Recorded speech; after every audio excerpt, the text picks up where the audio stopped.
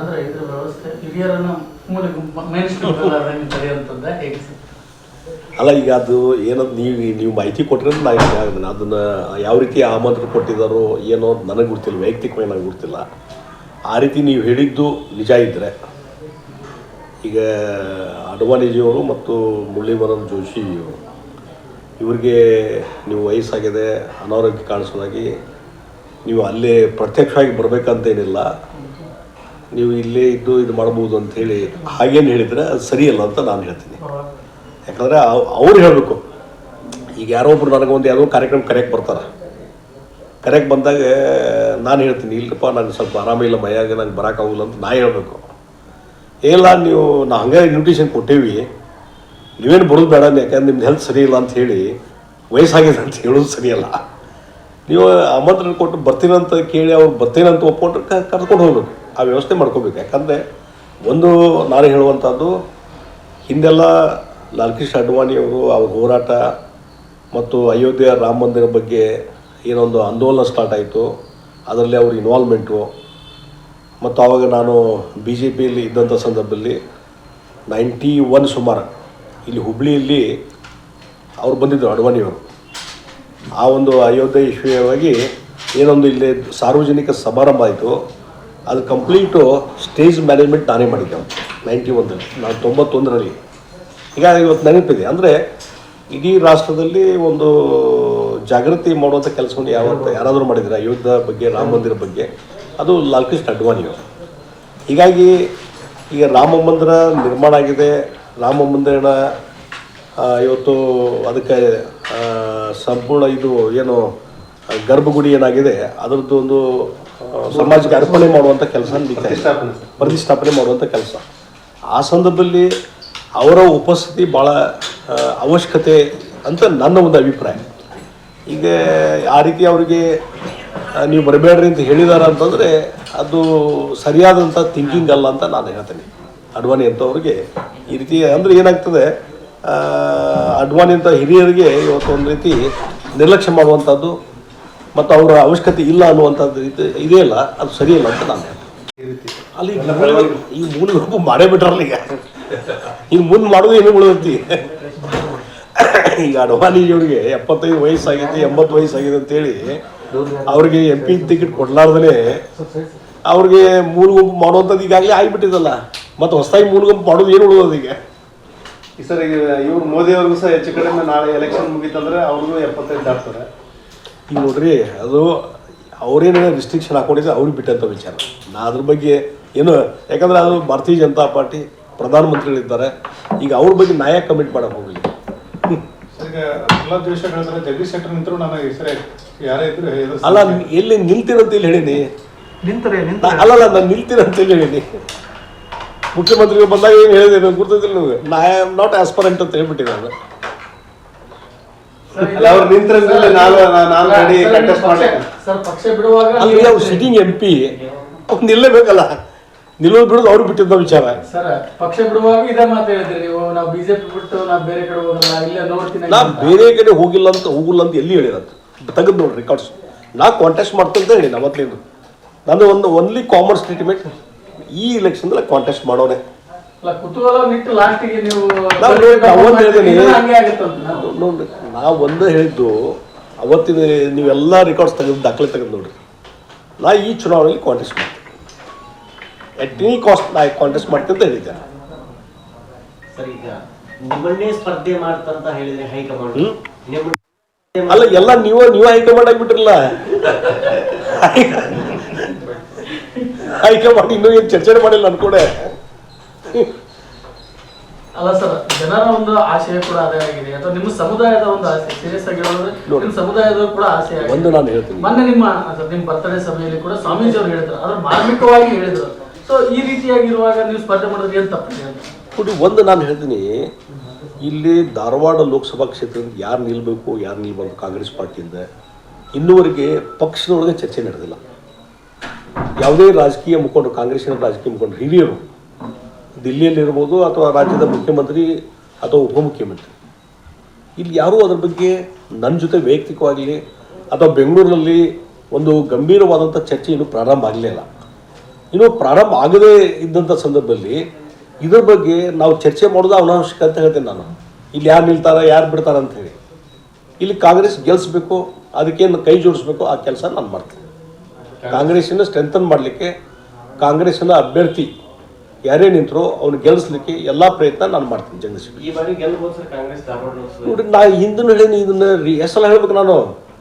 ಇಡೀ ರಾಜ್ಯದಲ್ಲಿ ಈ ಸಲ ಒಳ್ಳೆ ರೀತಿಯಾದಂಥ ಪ್ರಾಸ್ಪರ್ಸ್ ಇದೆ. ಕಾಂಗ್ರೆಸ್ ಪಾರ್ಟಿ ಗ್ಯಾರಂಟಿಗಳನ್ನು ಅನುಷ್ಠಾನ ಮಾಡಿದ್ದಾರೆ. ಹೀಗಾಗಿ ನಾ ಕನಿಷ್ಠ ಅವತ್ತು ಕಾಂಗ್ರೆಸ್ಸಿನ ಇಲ್ಲಿ ಒಂದು ಸಭೆ ಆಯಿತು ಆರ್ ಎನ್ ಶೆಟ್ಟಿ ಕಲ್ಯಾಣ ಮಂಟಪದಲ್ಲಿ. ಅಲ್ಲಿ ಹೇಳಿದೆ 12ರಿಂದ 15 ಸೀಟು ನಿಶ್ಚಿತ ಬರ್ತದೆ. ಅದು 15ರಿಂದ 20 ಸೀಟು ಬರ್ಬೋದು. ಆ 12ರಿಂದ 15 ಸೀಟು ನಿಶ್ಚಿತವಾಗಿ ಬರ್ತದೆ. ಅದರಲ್ಲಿ ಧಾರವಾಡ ಒಂದು ಅಂತ ಅವತ್ತು ಹೇಳಿದ್ದೀನಿ, ಇವತ್ತು ಹೇಳ್ತಾ ಇದ್ದೀನಿ. ಸರ್, ಈಗ ಇವರು ಬೊಮ್ಮಾಯಿ ಅವರು ಒಂದು ಮಾತು ಹೇಳಿದ್ದಾರೆ, ನಿಮ್ಮ ಪೌರುಷತ್ವ ಏನಿದ್ರು ಅಧಿಕಾರಿಗಳ ಮೇಲೆ ಅಮಾನತು ಮಾಡೋದ್ರಲ್ಲಿ ತೋರಿಸ್ಬೇಡ್ರಿ, ಏನಿದ್ರು ನೀವು ಏನೋ ಈ ರೀತಿಯ ಘಟನೆಗಳು ನಡೆಯಲಾರದ ರೀತಿಯಲ್ಲಿ ಮುಖ್ಯಮಂತ್ರಿಗಳು ಉತ್ತರ ಕೊಟ್ಟಿದ್ದಾರೆ. ಇಂಥ ಘಟನೆ ನಡೆದಾಗ ಅದು ರಿಪೀಟ್ ಆಗಬಾರ್ದು ಅನ್ನೋದು ಎಲ್ಲರಿಗೂ ಸದಾ ಆಶಯ. ಅದ್ರ ಪ್ರಕಾರ ಸರ್ಕಾರ ನಡೀತಾ ಇದೆ. ಸರ್, ಪದೇ ಪದೇ ನಿಮ್ಮ ವಿರೋಧಿಗಳು ಕೆಣಕ್ತಾ ಇದ್ದಾರೆ. ಮತ್ತೆ ವಾರ್ನಿಂಗ್ ಏನು ಕೇಳ್ತಾ ಬರ್ಬೇಡಿ ಅಂತ ಹೇಳಿ ವಾರ್ನಿಂಗ್ ಕೊಡ್ತಾರೆ. ಇಲ್ಲ, ಅದನ್ನ ಮೊನ್ನೆ ಪ್ರಸಾದ್ ಅಬ್ಬಾಯಿ ಅವರು ಭಾಷಣದಾಗ ಹೇಳಿದ್ದನ್ನ ನಾನು ರಿಮೈಂಡ್ ಮಾಡಿದ್ದೆ. ನನ್ನ ನೆನಪು ಮಾಡಿಕೊಟ್ರು ಪ್ರಸಾದ್ ಅಬ್ಬಾಯಿ ಹಿಂಗೆ ಮಾಡಿದ್ರು ಅಂತೇಳಿ. ಹೌದ್ರಿಪ್ಪ, ಅದಕ್ಕೆ ನಾ ಯಾವಾಗಲೂ ಅದನ್ನ ಅವತ್ತು ಹೇಳಿದ್ದೆ, ಇವತ್ತು ಅದನ್ನ ಹೇಳ್ತೀನಿ ಅಂತ ಹೇಳಿದೆ ನಾನು. ಯಾಕೆ ಸರ್ ನಿಮ್ಮನ್ನ ಯಾಕೆ ಟಾರ್ಗೆಟ್ ಮಾಡ್ಕೊಂಡ್ರು? ಯಾಕಂದ್ರೆ ಈ ಮೊನ್ನೆ ಅಸೆಂಬ್ಲಿ ಇಲೆಕ್ಷನ್ ರಿಸಲ್ಟ್ ಏನಾಯ್ತಲ್ಲ, ಅದ್ರ ಪರಿಣಾಮ ಈ ಟಾರ್ಗೆಟ್ ಜಗದೀಶ್ ಶೆಟ್ಟರ್ ಆಗ್ಯಾನ. ಮತ್ತು ಪರಿಣಾಮ ಏನಾಯ್ತಲ್ಲ, ನೀವು ಶ್ರೀನಿವಾಸ ಸ್ವಪ್ನ ಅಂತ ಅವ್ರಿಗೆ ಏನಾಗೈತೋ ಅವ್ರು ಹೇಳ್ಬೇಕು. ಅದನ್ನ ನನ್ನ ಬಗ್ಗೆ ನಾನೇ ಹೇಳ್ಕೊಳಕ್ ಹೋಗುದಿಲ್ಲ ಎಂದು. ಅಲ್ಲ, ಓದಲ್ಲಿ ಬಂದಲ್ಲಿ ಈಗ ಪ್ರತಿಯೊಬ್ಬ ಬಿಜೆಪಿ ಲೀಡರ್ ನಿಮ್ಮ ಹೆಸರು ತಗೊಂಡು ಟೀಕೆ ಮಾಡೋದು ಈ ಥರದ್ದೆಲ್ಲ ಏನು ಅಲ್ಲ. ಅದಕ್ಕೆ ಯಾವಾಗಲೂ ಆ ಒಬ್ಬ ವ್ಯಕ್ತಿದು ಶಕ್ತಿ ಅಂತ ಏನೊಂದು ಗುರ್ತಾದಾಗ ಡೆಫಿನೆಟ್ಲಿ ಅವರೇ ಕೇಂದ್ರೀಕೃತ ಆಗಿಬಿಡ್ತಾರೆ. ಅದೆಲ್ಲ ಎಲ್ಲರ ಬಾಯಿ. ಸರ್, ಎಲ್ಲೋ ಒಂದ್ ಕಡೆ ಇತ್ತೀಚೆಗೆ ಬಿಜೆಪಿ ಸಾಫ್ಟ್ ಕಾರ್ನರ್ ತೋರಿಸ್ತಿದ್ದಾರೆ ಜಗದೀಶ್ ಶೆಟ್ಟರ್ ಮೇಲೆ ಅಂತ.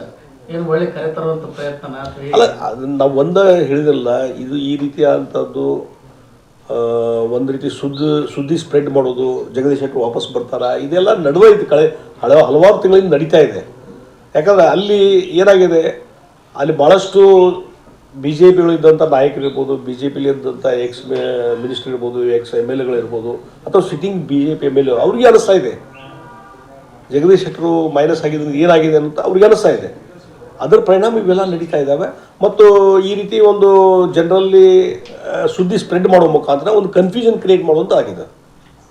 ಮತ್ತೆ ನಿಮ್ಮೆಲ್ಲ ಒಂದು ಬೇಡಿಕೆಗಳಿಗೆ ಇರಿಸಿ ಅಥವಾ ಬಿಜೆಪಿ ನಾಯಕರು ಹೈಕಮಾಂಡ್ ನಿಮ್ಮ ಹತ್ರ ಬಂದು ಚರ್ಚೆ ಮಾಡಿದ್ರು ಮತ್ತೇನು ಪಕ್ಷ? ಅದಕ್ಕೆ ನೀವು ಹೈಕಮಾಂಡ್ ಅಂತ ಕೇಳ್ತೇನೆ ನಾನು.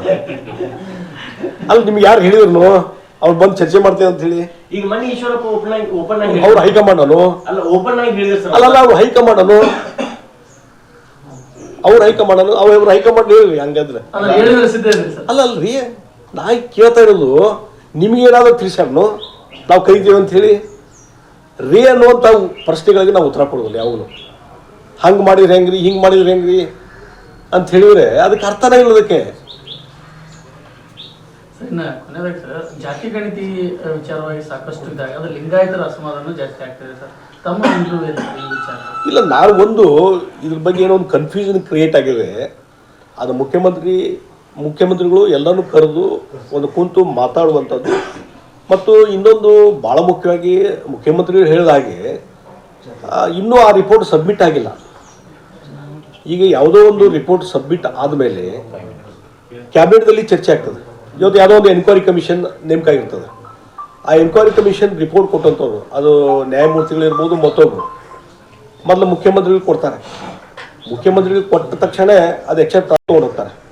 ಕ್ಯಾಬಿನೆಟ್ಗೆ ಹೋದ ಮೇಲೆ ಅದನ್ನ ಎಕ್ಸೆಪ್ಟ್ ಮಾಡಿದರೆ ವಿತ್ ಆ್ಯಕ್ಷನ್ ಟೇಕನ್ ರಿಪೋರ್ಟ್ ಮೇಲೆ ಕ್ಯಾಬಿನೆಟ್ಗೆ ಆ ರಿಪೋರ್ಟನ್ನು ಸಬ್ಮಿಟ್ ಮಾಡಬೇಕಾಗುತ್ತೆ ಇದಕ್ಕೆ ಅಸೆಂಬ್ಲಿಗೆ.